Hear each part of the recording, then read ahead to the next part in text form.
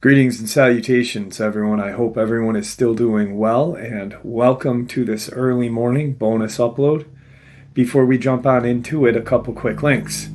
As many of you know, I rely on Patreon, PayPal, channel membership, and the merch to help the channel to continue to grow and go.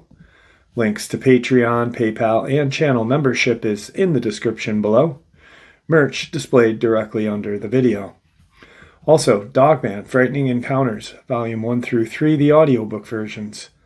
They were written and researched by Tom Lyons, narrated and produced by me, Jeff Nadolny. Those audiobooks are available on Audible, Amazon, and iTunes, links to which are also in the description as well. And finally, last but definitely not least, if you'd really like to help support this channel to continue to grow and go, simply subscribe. It does not cost a cent. Click that like button, takes half a second. If you don't want to miss out on any of the informative uploads that I put out daily, click the bell icon. And folks, please leave a comment and share the video. Why? Well, because these things really do help the channel to continue to grow and go. They definitely do matter, and they are accepted. And now, everyone, I have taken far too much of your time. Let's jump in to this early morning, middle of the night bonus upload. Shall we? Today's first experience. Our experience happened because of right place and right time. Even our tree stands were set in place. This allowed us to get in quietly. It was only 2 or 3 minutes as I was ranging from different objects when I saw him sitting with his back against a tree in the last moments of the ray of sun before it had set. My overexcitement as I whispered loudly to my daughter, all the while not taking my eyes off of him. My youngest daughter was in the same tree as I was, facing north, and I was facing east. So when I got her attention, he immediately looked at us, then stood up.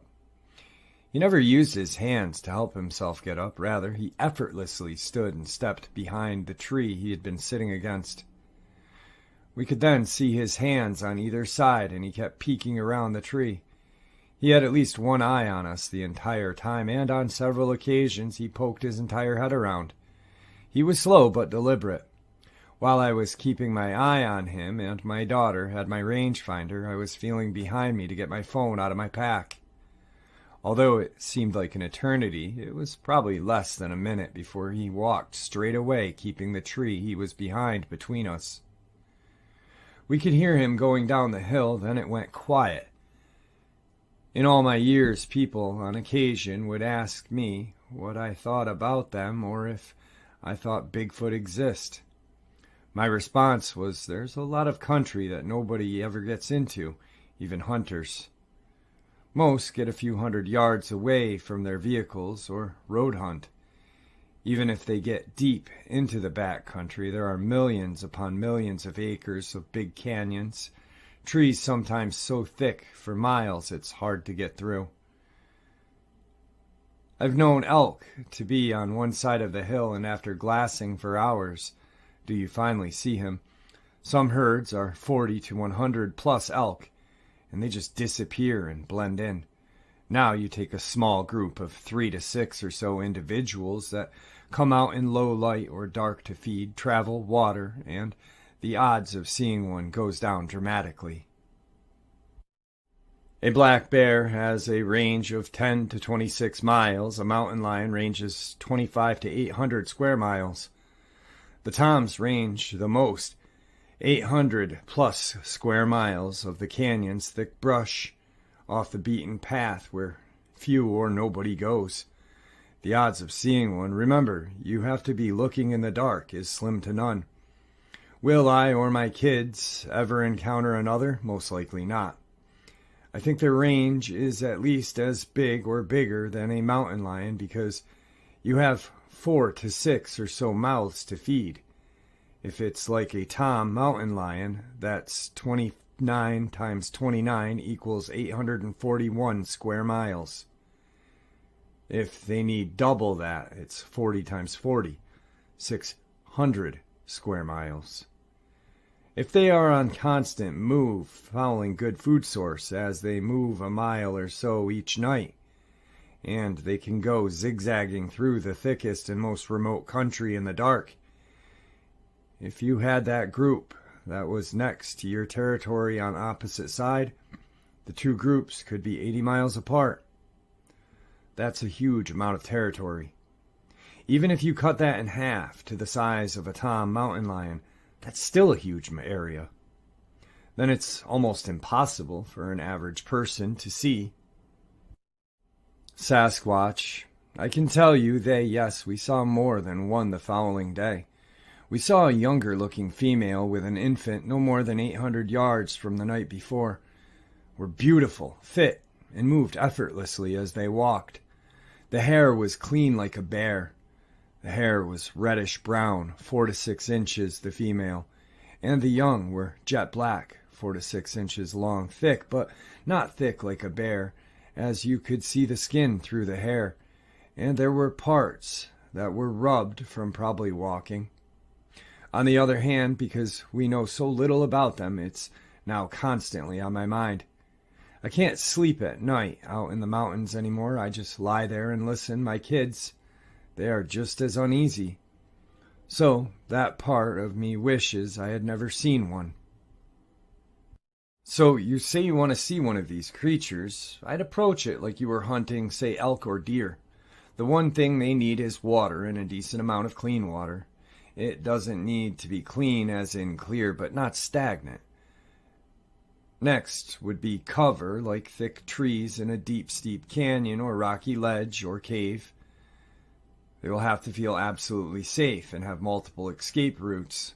Within that, there needs to be a good food source. Animals like moose, elk, deer, bear can grow to very big. So, if there are enough food sources to allow these animals to get big, there are plenty of food sources to choose from to meet their needs. Once you narrow that down, get on Google Earth. Let the satellite do the walking so you're not wasting time in less than ideal areas. Once you have narrowed that in, then go looking for evidence, boots on the ground. Be prepared to walk in far enough where there are no roads or trails aside from animal tracks. They are flesh and blood mammals that leave behind evidence like footprints, ground nests, etc. I think much by like gorillas. I've studied gorillas as much or more than these things because when I listen to encounters, there seems to be some, not all, but some similarities. Tree structures, I believe they use trees to communicate, just like elk, deer, moose, and bear, mountain lions also, who use them in several ways, from rubbing scent glands, raking their antlers, rubs and scrapes. I think saying every tree that has an X or a tree break is done by them is looking for the wrong evidence. Do they do those things? Most likely, just not every single one. I think once you start to find evidence, let them come and find you. I believe they are as curious about us as we them. Be just inside a tree line at sunset, stay there in the dark, moonless, or just a small moonlight. I'd say you want them to feel like you can't see them. It's their defense mechanism. Stay out of sight. If it's dark, they will most likely feel more confident and get closer. I think before you see the slightest hint of daybreak, they will have already slipped into their daybeds with sentinels. Almost like monkeys and great apes have sentinels. I think these creatures do as well. Mind you, this is just my theory. I don't know for sure on any of these things, and like I said, I do know they are flesh and blood. They don't teleport or go invisible. They have a huge home range and live in small groups. They seem to move at low light or dark of night, making it damn near impossible to see one. All of those things have to line up perfectly with you. It took me 48 years. I spend on average 100+ days in a year in the mountains. It took decades for everything to line up to allow this to happen, and we were not even looking for one. I wish everyone could have an encounter like we did. aside from one rock softball size thrown and hitting a tree next to our tent. It was all peaceful, relatively close and long enough with no obstruction, so we knew exactly what we were looking at. Incidentally, I have that rock in my office. It's cool to think one touched this very rock. Wow.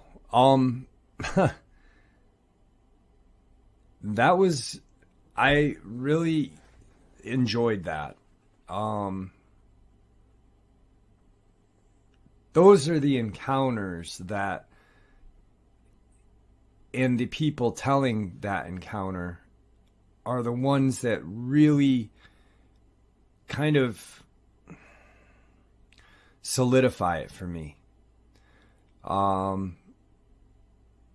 Where they see one of these creatures and they accept it for what it may or may not be, and this person believes they are flesh and blood, a majestic animal hunting its forests. I could never imagine can you imagine the excitement he and his daughter had when they saw the first male, the large alpha male, and then saw the female with an infant Sasquatch? My God. It truly, truly amazes me how we can go our entire lives. I've only seen one creature thing, and I've been alive for 46 years, and since that day I have been looking day in and day out. We may never get the chance to. That's how elusive they are. That's how magical they are. And yes, they are dangerous, but so isn't a grizzly bear or a mountain lion. Or if you go in a different country, a hyena or a real lion, a pride of lion. But when we see them in nature, what do we think? They are majestic. They are wild, beautiful. That's what I think these creatures are, all of them. It's strange and scary, yes, but still majestic and beautiful. What a really great experience. I'm so happy I was able to share that with you guys. Today's second experience. I work in forestry, and I had a bear that was clearly not afraid of me and did not want to leave me alone. I pulled into our campsite at around 1 a.m. with a truck and trailer. And it's just me out there.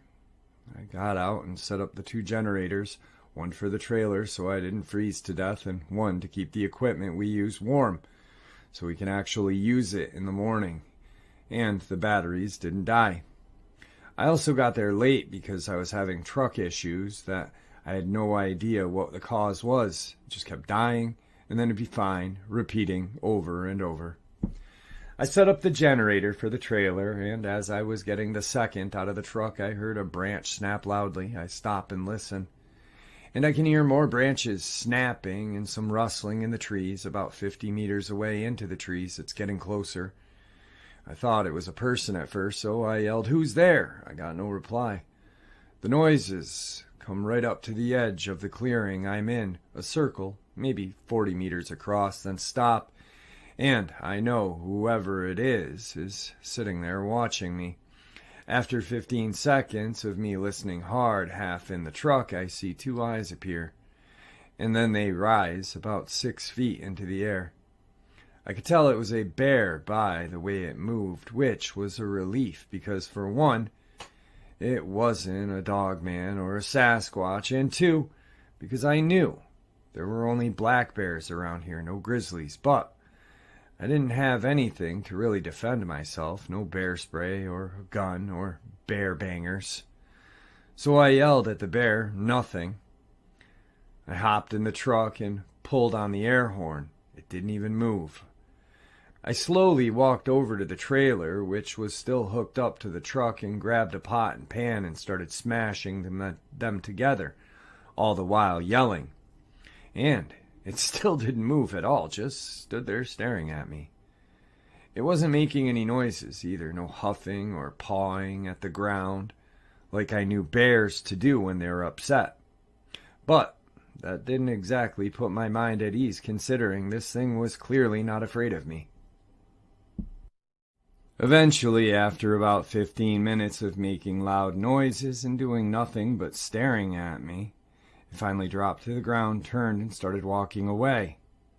I waited for about 5 minutes since I had to set up the second generator, which I had to bring closer to the bear picture, a triangle.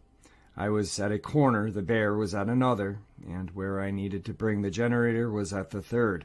Right as I pulled the generator out of the truck, I heard branches snapping again, and it came back. It came back to the edge of the clearing and did the exact same thing, stood there staring at me, and wouldn't leave with all the noise I made. And again, after another 15 minutes of it sitting there motionless, it left. I quietly dragged the generator out, started it, ran back to the other generator, started that one, got in my trailer, shut the door, and watched out the window for a while at where this thing kept coming back. It never showed up again. Maybe it did after I went to bed, but there was no sign of it in the morning.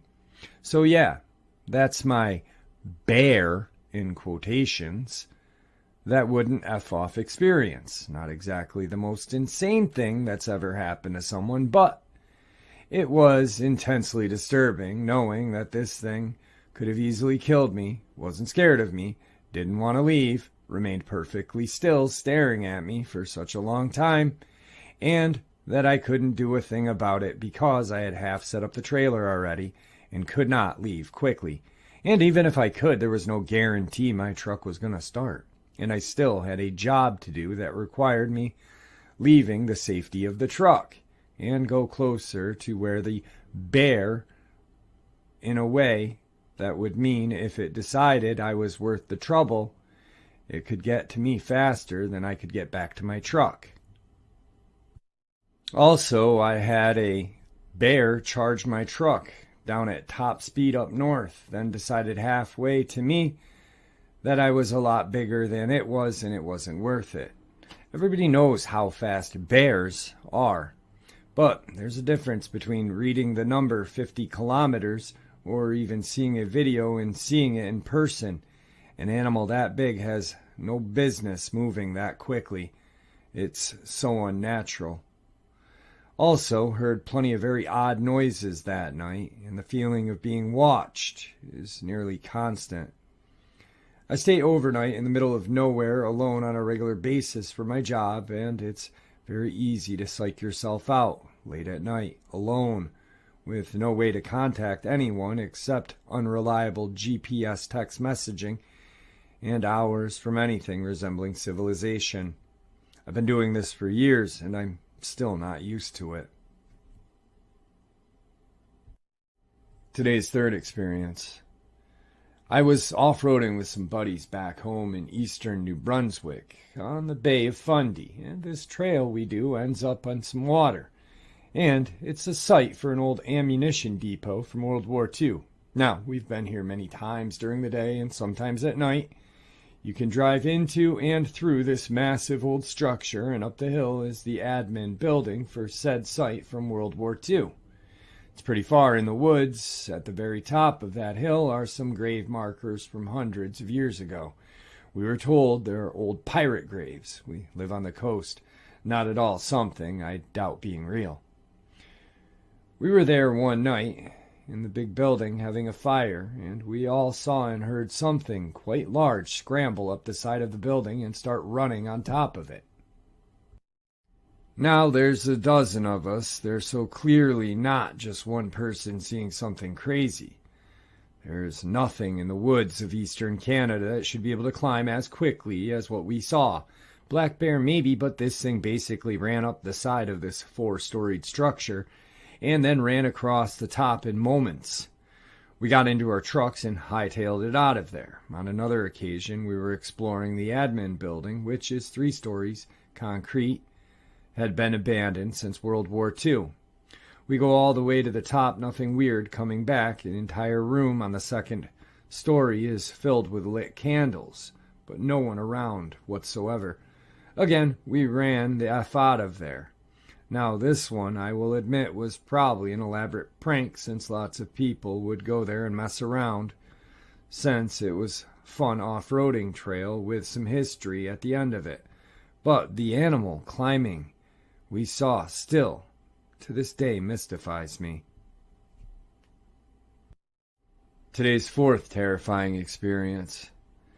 I live in northeastern America, in a pretty rural place with lots of hills, not too many neighbors, and a lot of forest.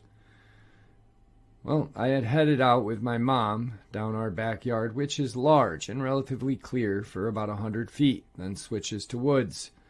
We got about 30 feet before the woods, and I caught sight of some eyes reflecting in my headlamp. They were a good 50 to 100 feet away, and I assumed they were just deer, but a few things convinced me that they might not be. Around where I live, deer will run away if you make enough noise. And we were talking pretty loudly, but the eyes were not moving. They kept staring directly at us, which is incredibly unlike the deer for this area. On top of that, the pair of eyes on the right were very low to the ground and very wide, too far apart to be a deer considering the distance. We stood for a moment remarking on them, and neither pair looked away. So, since we were spooked, we headed back to the house. Got my brother a machete, a bat, and a metal pole. I know, a little overkill, but our area has lots of scary stuff lately, and headed back down. I expected the eyes to be gone by that point, but nope. They were still there, in a slightly different spot than they had been, but not much further from where they were previously. They stared just as steadily as they had before, so we retreated back inside. Logical answer, deer, but the lack of running away, intent staring, and wide-set eyes feel like that option's ruled out. Another thought is wild dogs, but we don't usually have those in our area, and, once again, wide-set eyes. Possibly a black bear, but they are notoriously scared of people, especially up here. Also, there was no visible signs of anything as far as I could tell. I looked for marks on trees from climbing and saw none. There's a good amount of greenery covering the ground, so it's difficult to look for scat. There was also no signs of any animal lying on the ground. And tonight's second half's final terrifying experience. So a long while ago, myself and my very close friend got bored and decided to discover the nearby woods. We lived in a secluded area where we had thick forest around us for miles, and frankly, the rural area was boring. We had no one our age and no internet, so while we were sitting aimlessly, we decided to pack some stuff and wander into the woods. Now, my friend is a huge guy mainly because he's obsessed with bodybuilding, so it was a bit hard for someone to scare him. But as we walked in, we both had an eerie feeling that we were being watched. The mood was tense, and strangely, the woods were dead silent. No birds chirping, no wind, and no sound of animal or insect. Not even crickets. Approximately 20 minutes of nothing but scaring ourselves. We heard a bark. Where I live, we have stray dogs, both in the streets and the wooded areas. And the ones that are in the wooded areas are not as friendly as the ones in the streets because, well, they're mainly hungry. We stopped in our tracks and paid close attention to where the sound had come from.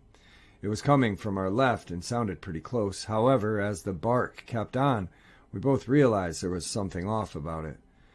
I don't know how to put this, but it was almost like someone was trying to impersonate a dog, doing a very good job of it, but at the time, not really.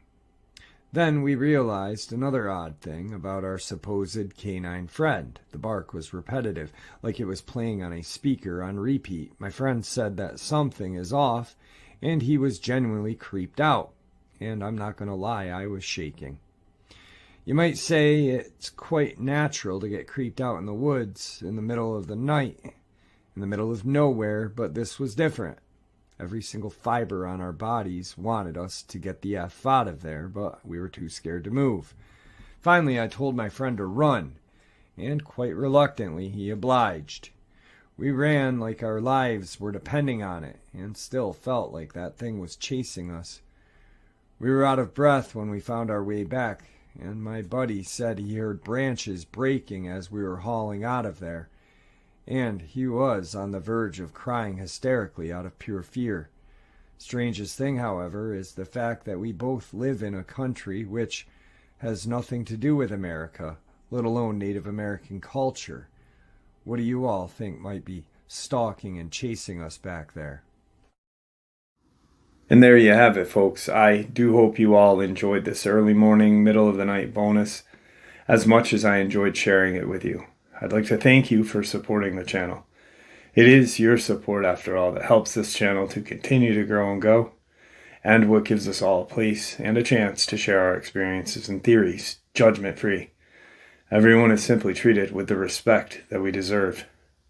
Please stay safe, happy, healthy, and ever vigilant, keeping an eye on our children, pets, family, and our friends. These creatures are real. These events have happened. Share this information with those you love and care about, and it may just help save their lives someday. Until next time, never stop asking questions, never stop searching for the truth, and God bless.